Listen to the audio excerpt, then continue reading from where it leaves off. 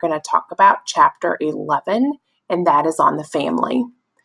As a reminder, as we go through talking about different types of families, different issues with families, or any of the information really that we're talking about, I must always frame all of our conversations to remind you that typically when we're talking about types and things in our class, unless it's specifically stated, we are referencing families in the United States. So if we were to look at families in other cultures, they may look very differently than what we're going to talk about today. So we're going to move through the presentation, and here we go. So what is a family? Basically, to operationally define it, a family is a group of people related by marriage, blood, or adoption. And marriage is a legal union based on mutual rights and obligations. So what are some issues with these definitions? Well, let's think about that. Marriage, blood, or adoption. Well, before, recently within the past 5 years, more and more states, and now our whole country, recognizes marriage between people of the same sex as being married, whereas before that wasn't a thing. What about cohabitating couples? Would they be considered, a family? Most people think of cohabitating if you live together for a certain period of time, then you are like legally bound, or that you are typically married, but that's not actually correct. I'm not even sure if there's any states that still have a cohabitation rule where you're automatically married after living together for a certain period of time. What is significant, though, is that marriage is in the foundation of all societies and all cultures. Researchers have studied societies across, the globe, and there is always some sort of family structure, and typically there is some sort of marriage ritual found, in all cultures. Now, they differ greatly across the globe, but there are these institutions that are important in all societies. So, moving along. So let's talk about different types of family structure. I want you to really pay attention to the definitions of these terms, because I know some of you use Quizlet to make up, to practice for tests and exams and things. Some of these definitions may vary slightly than what is traditionally known as a nuclear family or an extended family. So a nuclear family is based upon marriage, and it's the smallest group of individuals that can be considered a family. So there's typically a mother, a father, and children. Now, extended family, when I talk about extended family, as in my own family, I think of extended family as uncles, aunts, cousins. But according to our book, according to sociology, extended family is 2 or more adult generations of the same family that share resources together and live together. So if you are in a family situation where your grandparents are in the same house as you, that is considered an extended family. Again, they share resources and they live in the same house. One of my staff people right now has an extended family. It is the grandma, the mother, the daughter, and then the daughter's grandchildren, all living in a household together. So that would be considered, according to sociology, an extended family.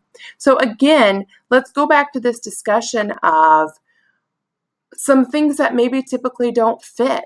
The nature of what a family has been changing, in the past 20 years. We have a lot of children that are being raised by grandparents. We have maybe a daughter that is raising her siblings, or vice versa, a son raising siblings. We have situations where maybe aunts and uncles are taking kids in. So these definitions don't accurately fit all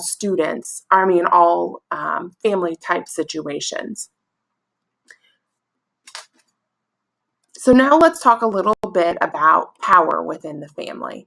So it's really important that you think about how power happens within the family. Remember, sociology is all about looking for patterns, looking at relationships, and seeing that interaction. And there's definitely interaction that happens within families. We're not talking always about spoken interactions, but assumptions can be made and behaviors can happen based upon power dynamics and traditionalness, depending upon what society that you're looking at. So, what the three types that we're going to look at are patrilineal, matrilineal, and bilateral. So, traditionally, the United States focuses on or has a patrilineal flow of power within families. So this is where descendants and inheritance are passed down from father to his male descendants. So you typically, the oldest male in the household has the authority over others. So let's think traditionally here in the United States. The man traditionally has been the person with the most power. Up until, in the past 100 years, women were still considered as property of their husbands. Women were not allowed to have contracts or to do things without permission of their husbands. And it was very important for women to get married because when they lived in the household, their dad was in charge. And as they got older, in order for them to leave the house, the only acceptable way for that to happen would be through marriage. And again, money travels through that. There used to be a system of dowries that the man's family would get for marrying a woman. Let's even think about our current tradition. Most women take on the last name of their husbands when they got married. It's not so much today, but through our human history, that fact of taking on your husband's name shows the power, control, and ownership over the wife in that type of relationship. Now, I'm not saying that to offend anyone because many women and marriages, this still happens, but this is just the transition that has happened, the tradition that's happened in our human history.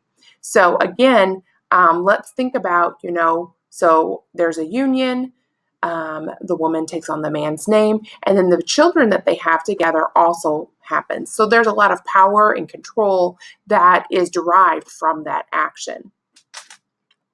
So the other type is matrilineal. This is just like patrilineal. The only difference is that the power, control, money descends through the mother's side.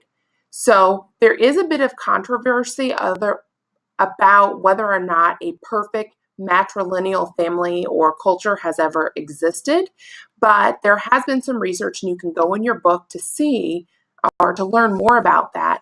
But there's been some indigenous societies in actually Native Americans and in some African groups or tribes that there have been documented hints of these types of societies, but there really hasn't been a perfect example that has been found. And the third category or tradition or flow of power would be bilateral, and that's where descendants and inheritance are passed equally through both parents. Now, again, American society and our marriage relationships are changing to where there's more equality between the partners in a marriage. We are still traditionally holding on to some of those patrilineal traditions, but we are getting closer and closer to this idea of bilateral where it's more equal.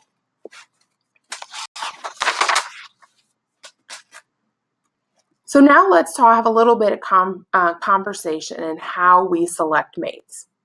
So most of us think, we get married because it's someone that we love and we just fell in love. And you think that it's kind of a random thing about the partners that we choose. But I want to challenge you to think about whether or not this mate selection really truly is random. Think about the socialization process, okay? Remember that as we're growing and we're children and we go throughout time, that we're being socialized. We're being taught about what's important. We're being taught about traits that are important in humans. Think about the discussion we had a few weeks ago about racism and prejudice. Remember, those things are socialized within us. And that goes right along. Remember, these things don't happen in a vacuum. These things are happening all at the same time. So if you are coming from a family that has some sort of bias or some sort of prejudice towards a group of people, it doesn't matter what it is, that can affect your opinions about who to choose for a mate. So for me, I grew up as a Catholic, and there were always these undertones as I was growing up that it would be very important to choose a mate who was also Catholic. My parents really encouraged it, and when it came down to time, when I was dating someone and thinking about getting married, this was something that they brought to my attention.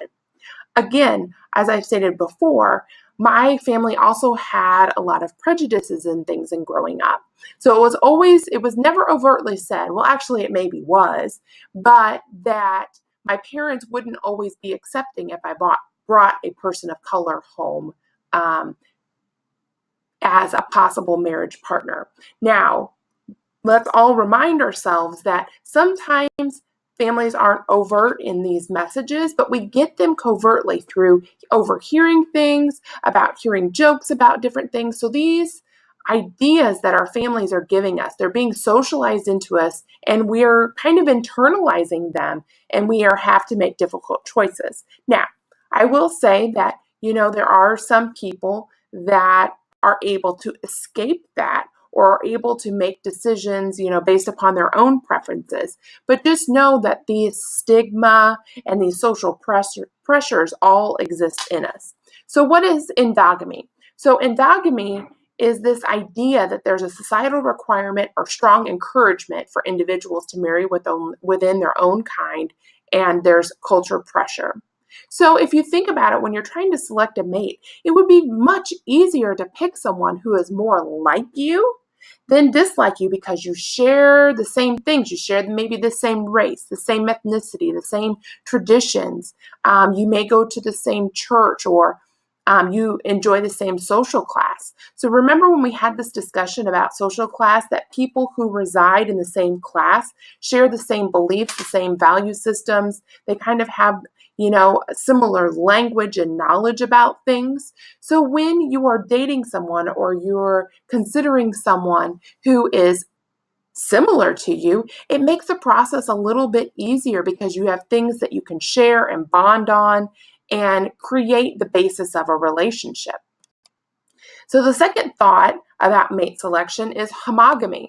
So this is a tendency to marry someone similar to oneself based upon personal preference. So let's go back. Endogamy, remember, this is that cultural pressure that's coming from the people around you, your family, your circle of friends, the social class that you're in. Homogamy is this idea that you're marrying someone to yourself based upon personal pressure. This is like age, education, attractiveness, interest, religious commitment. So what does this mean? So I know you've all probably seen someone who is dating someone that maybe the man was really good looking, but the woman wasn't, and you've had this thought in your mind, how did they get together? How did that happen? Or when you see someone maybe that is dating someone that's much older than the other person, and you have that thought, how did that happen? Traditionally, statistically, people are more likely to marry someone who are in the same age, similar education, similar attractiveness, and interest in religious commitment. Now, this kind of makes sense if you think about it, because if you're running in circles where you're like education, you spend so many years getting an education, and the more you're around someone, the more likely that a relationship will develop. Again, with the same age, you typically, friend groups are people of a similar age. And we can go down the line with interests and all of that.